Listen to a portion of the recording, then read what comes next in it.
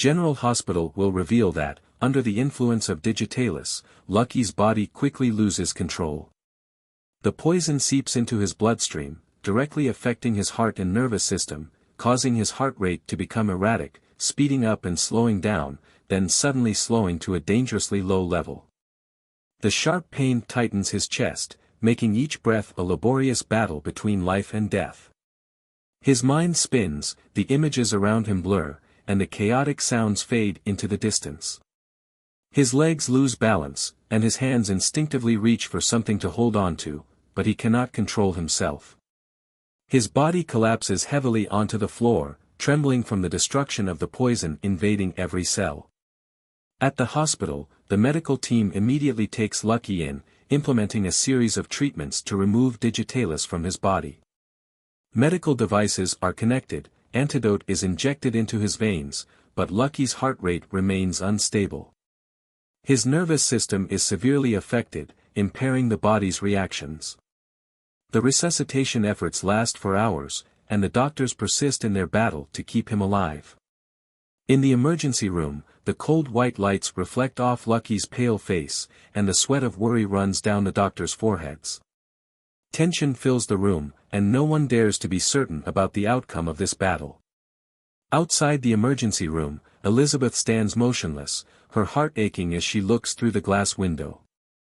Laura, Lulu, and other family members of Lucky are also there, their worry evident in every glance. No one speaks, but all share the same fear, afraid that Lucky may never wake up. After several hours of intense struggle, the emergency room door finally opens. Lucas steps out with a heavy face, his eyes full of regret.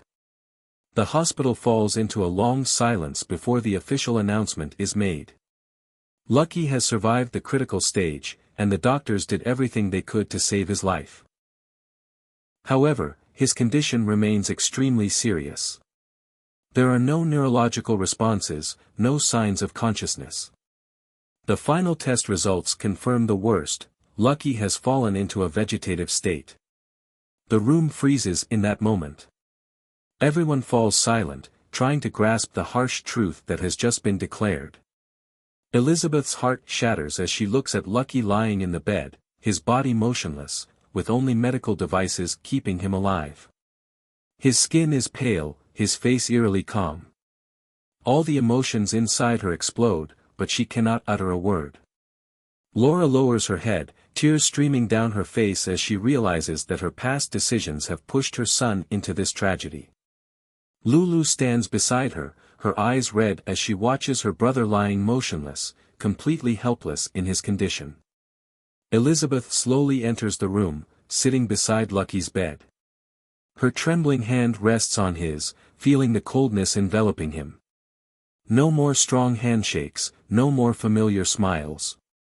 Only silence and an invisible distance between the two. She cannot stop the tears that flow down her cheeks, but no one can comfort her at this moment. Time continues to pass, but for Elizabeth and those who love Lucky, the world seems to have stopped.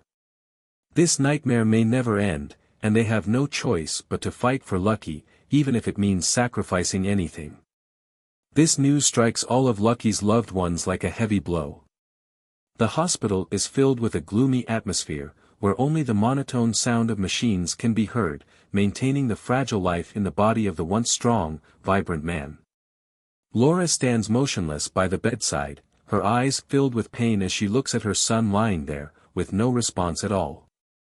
Lucky's face is pale, his weak breaths sustained by machines, his body completely still as if his soul has left, leaving only an empty shell behind. The pain surges like a tidal wave in Laura's chest. She cannot take her eyes off Lucky, her trembling hand reaching out to touch his cold skin. Memories of her son flood her mind, the moments when he was a child, his bright smile, his decisiveness and strength. But now, all that remains is a deadly silence. She tries to find even the smallest sign that Lucky is still there, still able to hear her. But he does not move, there is no response. A terrible feeling of guilt grips her heart. She had believed that Cyrus could change, had helped him escape prison with the faint hope that he would turn his life around. But Laura was wrong. She had made the biggest mistake of her life, and Lucky was the one who had to pay the price. If she hadn't acted on her soft heart, if she hadn't given Cyrus a second chance, perhaps Lucky wouldn't be lying here, wouldn't be in a vegetative state, wouldn't have his future taken away in one cruel moment. That feeling chokes her mind, making each breath heavier. Now, Cyrus is dead, but the pain he left behind is still intact. No revenge can heal this wound, no justice can make up for what was lost. His death does not bring relief, it only leaves a wound that will never heal. The consequences of his actions remain, gnawing at the ones left behind, day by day, hour by hour, without mercy. Laura stands still, looking at her son, tears silently falling. She cannot turn back time, she cannot change what has happened. All she can do now is pray, not give up even a glimmer of hope. She has lost so much, but she will not lose Lucky. At any cost, she will find a way to bring her son back. Elizabeth is completely devastated. After learning that Lucky has fallen into a vegetative state, she almost loses all her strength, retreating into a dark corner of the room, refusing to meet anyone.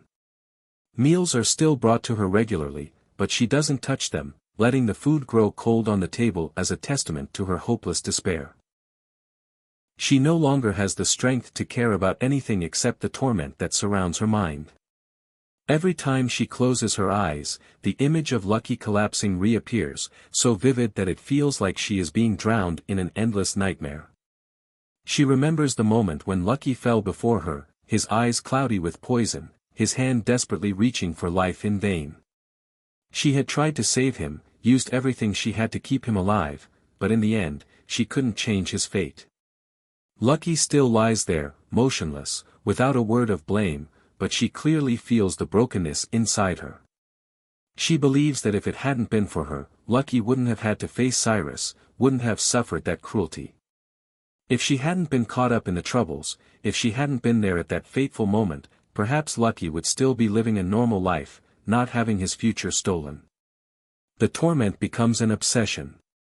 Every night, she wakes up in the middle of nightmares, cold sweat pouring down, her heart pounding in her chest. In the dream, she always sees Lucky falling, his eyes full of pain but still looking at her, as if trying to say something she cannot hear. She rushes to him, trying to touch him, but her hand only touches empty air. Each time this happens, she wakes up with a feeling of numbness, tears rolling down her face, a face she no longer recognizes. She cannot bring herself to enter the hospital, cannot bring herself to see Lucky again in that soulless state. She is afraid to face the truth, afraid to see his body motionless on the hospital bed, surrounded by cold medical devices. She cannot bear the thought that no matter how many apologies she says, no matter what she does, Lucky will never hear it. She locks herself in four walls, letting the feeling of guilt gnaw at her bit by bit, as if it is the punishment she deserves. Lulu rushes to the hospital as soon as she hears the bad news, her legs trembling uncontrollably along the endless hallway. Her heart races, a mixture of fear and excruciating pain. She cannot believe what she has just heard. Her brother, the one who has always been strong, the one who has stood by her through all the ups and downs of life, now lies there, motionless, with no trace of life. She had always believed that no matter what happened, Lucky would pull through, but this time, the feeling of helplessness consumes her even before she enters the room. When the door opens, Lulu is almost stunned. In front of her is Lucky, but he is no longer the familiar image of the strong brother she had always admired. His body lies still on the bed, surrounded by cold medical devices, with tubes and wires attached to him as a clear symbol of the fragility between life and death. His skin is pale, his face vacant, his breath only weak rhythms sustained by machines. Lulu steps toward the bed, her trembling hand reaching out to grasp Lucky's hand. But instead of the warmth she once knew, she only feels a coldness that cuts to the heart. That feeling makes her want to scream, to cry out, but her throat tightens, unable to say a word. Her eyes are red, tears flow uncontrollably, falling onto his lifeless hand. She waits for a reaction, a movement, any sign that Lucky is still there, still able to hear her. But nothing. Only a frightening silence fills the room. Aiden is also present, standing quietly in the corner of the room. He says nothing, but his eyes are filled with pain, his gaze fixed on his brother as if he still cannot accept this reality. Aiden has always looked up to Lucky, seeing him as a protector, someone always ready to fight for the ones he loved. But now, his hero lies there, unable to respond to anything. He clenches his hands tightly, trying to hold back the tears, but it is in vain. A single tear silently rolls down his cheek, reflecting a deep pain that no words can describe. No one in the room could accept this harsh reality. Lucky had fought, had lived life to the fullest, but now, he was trapped in a motionless body, unable to speak a word. The silence not only enveloped the room but also seeped into every dark corner of their hearts, leaving behind a loss that could never be healed.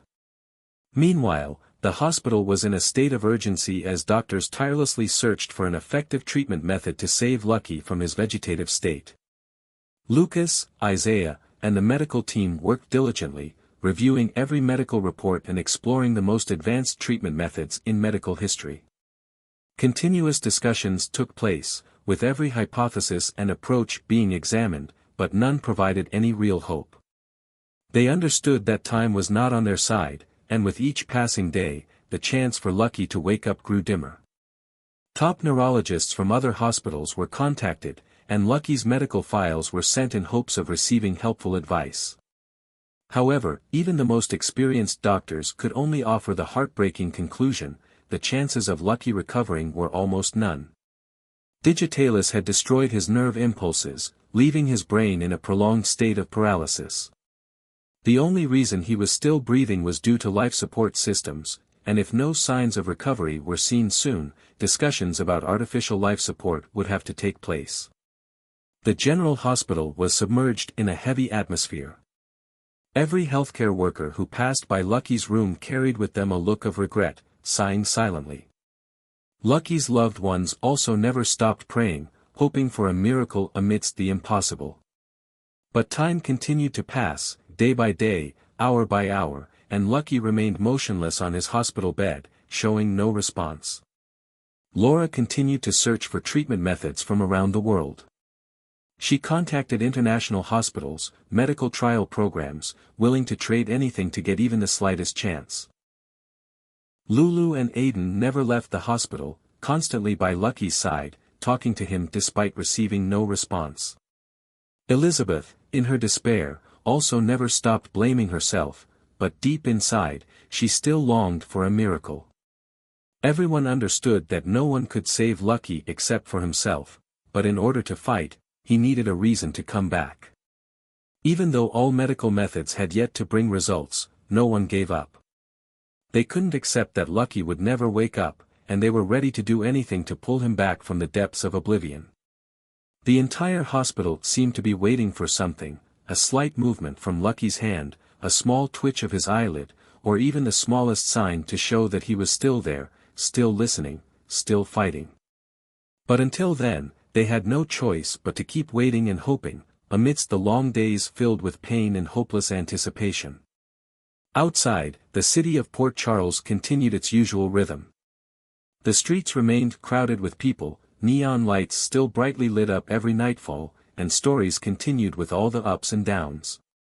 But for those who loved Lucky, the world seemed to have stopped.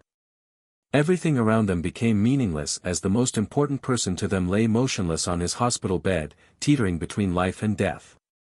Everyday worries, future plans, everything was pushed aside. Now, there was only one goal left: to find a way to save Lucky, at all costs. In the minds of each person, Lucky was not just a man trapped in a vegetative state. He was a warrior, someone who had overcome countless difficulties, who had fought to protect those he loved. He had never stopped fighting when faced with danger, and now, they would fight for him. No one wanted to accept this painful truth, no one believed that Lucky would forever remain in an endless coma. They believed he was still there, still listening, still waiting for a chance to return. Lucky's loved ones took turns keeping watch by his side, telling him old memories, hoping that those memories would help him find his way back. Lulu sat by the bed, recalling their childhood days, the times he protected her from danger, the moments they stood together. Laura searched for any method that could give her son a chance, reaching out to medical experts, placing her trust in the progress of science. Aiden, though still young, still visited the hospital regularly, telling Lucky about his life, about the things he would not want to miss if he woke up. Elizabeth, though consumed by guilt, never stopped hoping. She quietly sat by his bed, holding Lucky's hand, praying that one day, that hand would grip hers to signal that he was still there, still willing to fight. No matter how dark the situation seemed, no one was willing to give up hope. They refused to believe the pessimistic diagnoses, refused to surrender to the prolonged silence. They had lost too much, and they couldn't lose Lucky. Death had tried to take him, but he was still here, still fighting, even if unconsciously. And because of that, they would fight, with all their love, with patience, with dreams and prayers. They believed that one day, Lucky would open his eyes, return to them, and continue the unfinished journey he had left behind. For Lucky, they would never give up.